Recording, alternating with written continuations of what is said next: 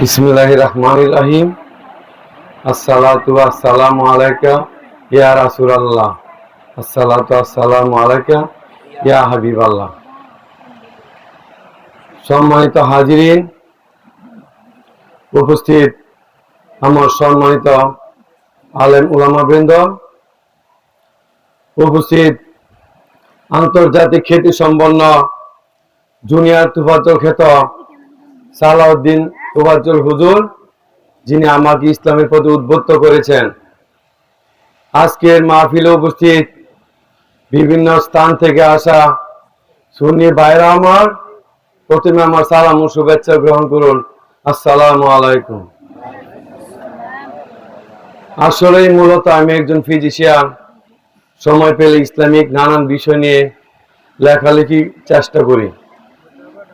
চলছে রবিউল আউয়াল মাস, ঈদের মাস, রাসূল পাক সাল্লাল্লাহু আলাইহি সাল্লামের জন্মের মাস। এই খুশির দিনে আপনাদের মাঝে এসে রাসূল পাকের সৃষ্টি রহস্য নিয়ে দুটি কথা বলতে পেরে আমার খুবই ভালো লাগছে। যাই হোক, আপনারা জানেন 570 খ্রিস্টাব্দের এই দিনেই বিশ্ব মানবতার মুক্তির জন্য, মানুষকে আলোর পথ দেখানোর জন্য, সত্যের পথ দেখানোর জন্য, স্রষ্টার পরিচয় দেওয়ার জন্য দুজাহানের বাদশাহ রাহমাতাল লিল আলামিন মক্কার বিখ্যাত কুরাইশ বংশে মা আমিনার কোলে তশরিফ এনেছেন। ওনার এই আগমনে পৃথিবীর আকাশ বাতাস, গ্রহ তারা, চন্দ্র সূর্য সবাই খুশিতে আত্মহারা। আমরা যারা মুসলমান আছি, সৌদি আরব সহ পৃথিবীর বিভিন্ন দেশে এই মাসটিকে ঈদে মিলাদুন্নবী হিসাবে উদযাপন করি। আসলে কি বলবো, ফিতনা ফাসাদের যুগ চলছে। এক এক হুজুর এক এক কথা বলে, এক এক ধরনের ফতোয়া দেয়। হাজার বছরের পুরানো শরীয়ত তরিকত আর মানতে চাই না। আমরা এক এক হুজুরের কথা পিছনে ছুটে চলছি। আমরা সাধারণ আমজনতা, আমরা আসলে বা বিপদের মধ্যেই পড়ে আছি। বিভিন্ন ওয়াজ মাহফিলে, সভা সেমিনারে সুন্নিপন্থী আলেমরা মিলাদুন্নবী উপলক্ষে অনেক পুরানো হাদিস থেকে দলিল দেয়, কিন্তু আমরা কি করি? এইগুলি বিশ্বাস করি না। বাঙালি মুসলমানদের একটি বদ অভ্যাস, আমরা সত্যকে সহজে বিশ্বাস করতে পারি না। প্রত্যেকে কোন হুজুর এলো, দু একদিন কানে কানে কি বললো, এটা নিয়ে চাষটলে আমরা আড্ডা জমায় তর্ক করি। অথচ হাদিস শরীফে আছে, তালাবুল ইলমে ফারিদাতুন আলা কুল্লি মুসলিমুন আল মুসলিমাত, বিদ্যা অর্জন করা প্রত্যেক নর-নারীর উপর ফরজ। যাই হোক, আমি সেদিকে গেলাম না। আপনারা জানেন সাম্প্রতিক সময়ে ছাত্র সমাজের উত্থান হয়েছে। অতঃপর কি হলো? ছাত্র সমাজের উত্থানকে কেন্দ্র করে কিছু মৌলবাদী দুর্বৃত্তরা বিভিন্ন স্থান থেকে ওলি আল্লাহদের মাজার ভেঙে তছনছ করে দিচ্ছে। শুধু তাই নয়, বিভিন্ন মসজিদ থেকে সুন্নি আলেমদেরকে কৌশলে সরিয়ে নিচ্ছে। কি অপরাধ? অপরাধ একটি, আমরা সুন্নি জনতা, আমরা আহলে সুন্নাত ওয়াল জামাতের লোক, আমরা নবীর প্রেমের লোক, আমরা নবীকে প্রশংসা করি, নবীকে ভালোবাসি। বড় দুঃখের বিষয়, আমাদের দেশে কিছু আলেম নামে জালেম রয়েছে। নবীর প্রশংসা শুনলে ভালো লাগে না, মনটা বেজার হয়ে যায়, মনটা খারাপ হয়ে যায়, কেউ কেউ খেপে ওঠে, তাদের বুকে আগুন ধরে যায়। অথচ এরাও মানুষ, এরাও আপনার আমার মতো মুসলমান, এরাও নামাজ পড়ে, হজ করে, যাকাত দেয়, দান করে, তাসবিহ তাহলিল পড়ে, এমনকি গভীর রাতে তাহাজ্জুদ নামাজ পড়তে পড়তে কপালে দাগ পর্যন্ত বসিয়েছে। সমস্যা একটি, ঘুরাতেই গলত, নবীর প্রেম নাই। যাই হোক, তারা বিভিন্ন সোশ্যাল মিডিয়াতে, ওয়াজ মাহফিলে, সামাজিক যোগাযোগ মাধ্যমে বলে বেড়াচ্ছেন মিলাদুন্নবী নাকি বেদাত, মিলাদুন্নবী নাকি শিরক, সাহাবীদের যুগে নাকি মিলাদুন্নবী ছিল না। নাউযুবিল্লাহ, আস্তাগফিরুল্লাহ। মহান আল্লাহ তাআলা তাদের হেদায়েত করুন। আরে নবীর দুশমন, কুরআন খুলে দেখ। ফাইন তানাজ্জাহতুম ফি শাইইন যদি তোমাদের মধ্যে কোনো মত পার্থক্য দেখা দেয়, আর উদ্দুহ ফিরে যাও ইলাল্লাহি আল্লাহর দিকে, ও রাসূলি এবং রাসূলের সুন্নাতের দিকে।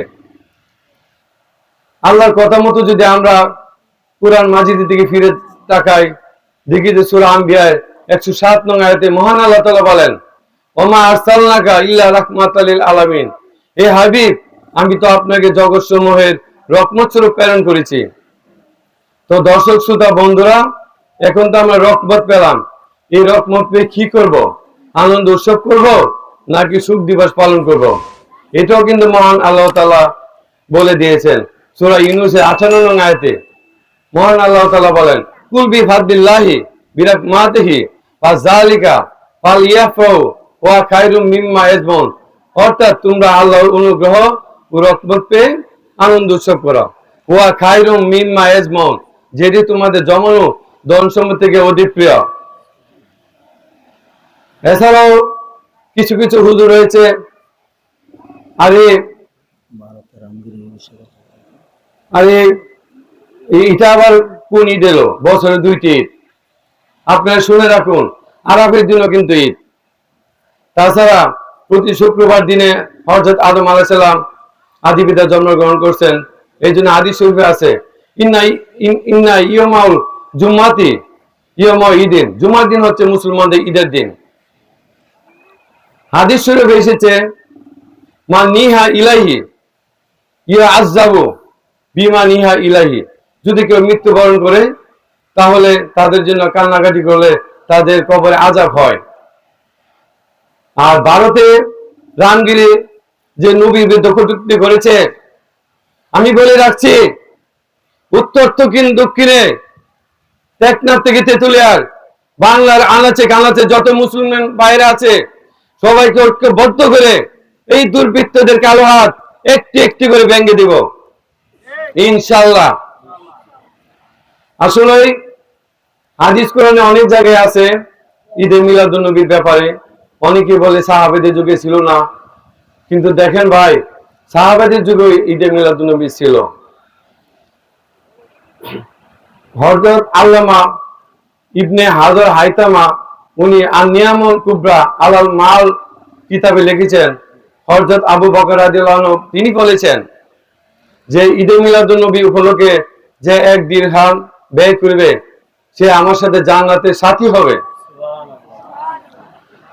তো উপরোক্ত বিভিন্ন আলোচনা থেকে আমরা সহজেই অনুমান করতে পারি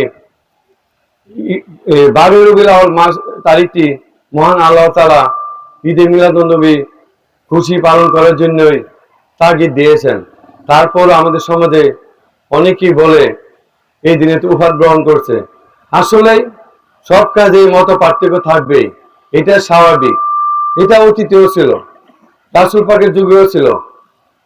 আমাদের রাসূল যখন তাওহীদের দাওয়াত, কালিমার দাওয়াত নিয়ে আবু জাহেলের সামনে দাঁড়িয়েছেন, তখন উনি মানেন নাই, কালিমার দাওয়াত মানেন নাই। রাসূল পাক মন কষ্ট করলো, বলল আপনি কি করলে কালিমা মেনে নেবেন? আবু জাহেল কৌশল করে বলল, যদি আসমানের 4টি আপনি দ্বিখণ্ডিত করতে পারেন তাহলে আমি আপনার কালিমা মেনে নেব। তখন নবীজি মুস্কি এসে শাহাদাত আঙ্গুলটি আসমানে উঠাতে দেরি হয়েছে, আসমানে টকটকে 4টি 2 ভাগ হতে দেরি হয়নি। বলেন সুবহানাল্লাহ।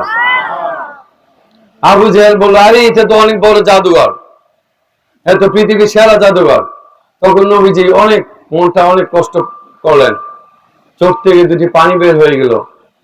সাথে সাথে মহান আল্লাহ তাআলা আয়াত নাজিল করেন, একটা আয়াত নাজিল করেন, আলা কুলুবিহিন ফাতামাল্লাহু আলা কুলুবিহিন, মানে তাদের অন্তরে আল্লাহ সিল করে দিয়েছেন, তাদের হেদায়েত হবে না। আমরা যতই দলিল দেখাই, যত কিছু করি, তারা এগুলি মানবে না, তবুও আমরা আমাদের কথা বলতে থাকব। যাই হোক, আপনাদের অনেক কষ্ট দিলাম, তবুও আমি মহান আল্লাহ তাআলার দরবারে হাজার প্রার্থনা জানাই, এই সমস্ত পথভ্রষ্টের আলেমদের অন্তরে যেন হেদায়েতের নূর পৌঁছে দিক, সেই দোয়া কামনা করে আমি আমার সংক্ষিপ্ত আলোচনা শেষ করলাম। আসসালামু আলাইকুম।